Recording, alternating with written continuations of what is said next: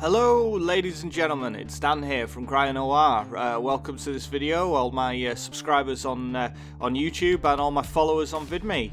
It's good to see you all again, and we're going to be here with another one of my game making journeys. I believe this is part 15 now. I hope you're enjoying the content so far, and with that, let's jump right into the video. By now, I've completed a total of 4 tutorial series and had 4 playable games under my belt.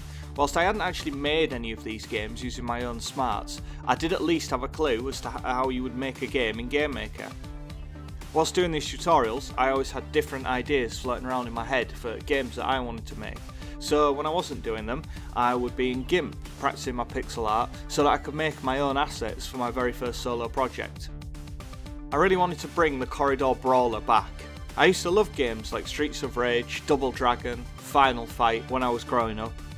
But these games just hadn't had the same revival in the indie scene that other genres were having. I mean, there are a million clones of Mario, Mega Man and Castlevania on Steam, but there's no golden axe. I mean, why not? I started work alongside these tutorials, making artwork to try to get to grips with both GIMP and pixel art in general. I've never been much of an artist, so there was a lot of trial and error along the way, plus the obligatory changes in direction. The first idea I had was a sort of Monster Slayer game, where you would walk the streets with a massive katana slaying werewolves, vampires and demons. Now this was in no way related to the fact that the complete collection of Buffy the Vampire Slayer had just hit Netflix UK, and that's what me and my missus were currently binge watching.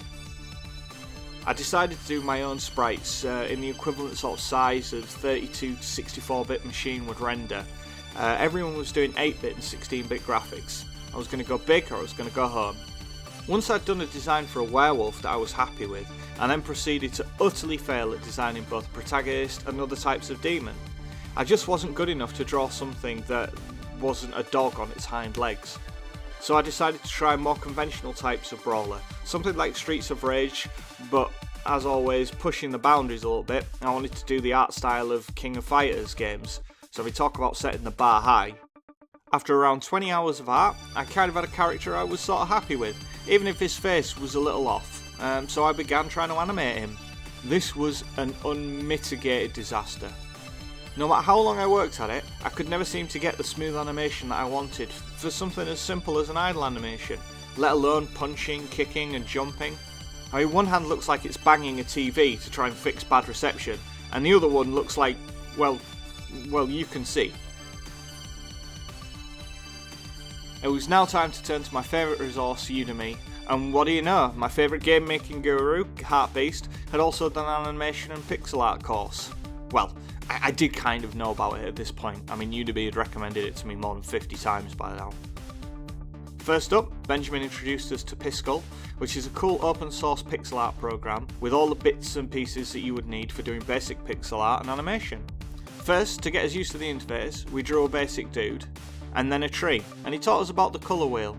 Then, a 2D scene, the sort that you would find in an 8-bit RPG or a platformer. After that, we began animating.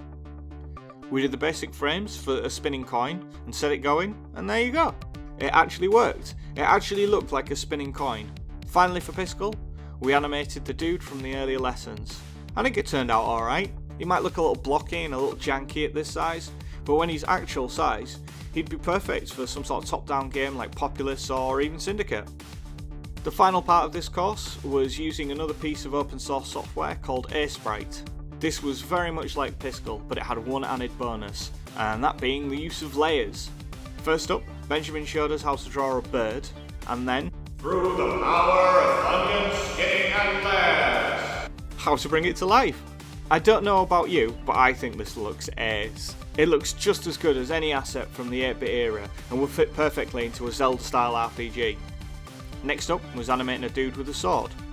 First we did the big motions to get him swinging the sword above his head, and then came adding a trace to the blade. And there you go, a full animation of an overhead swipe.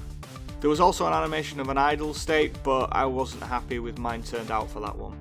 This animation was of particular interest to me, as it could prove useful in a Golden Axe type game, but more importantly, it fed directly into another project I had in mind. Okay, well that about wraps it up. Thank you very much for watching. I hope you enjoyed this video. This was sort of a transitional period where I went from doing tutorials into making my own games. and we'll be going over some of those in the next video. So I hope to see you next time. Take it easy, and I will see you. I'll see you on the flip side. See you later, guys. Bye.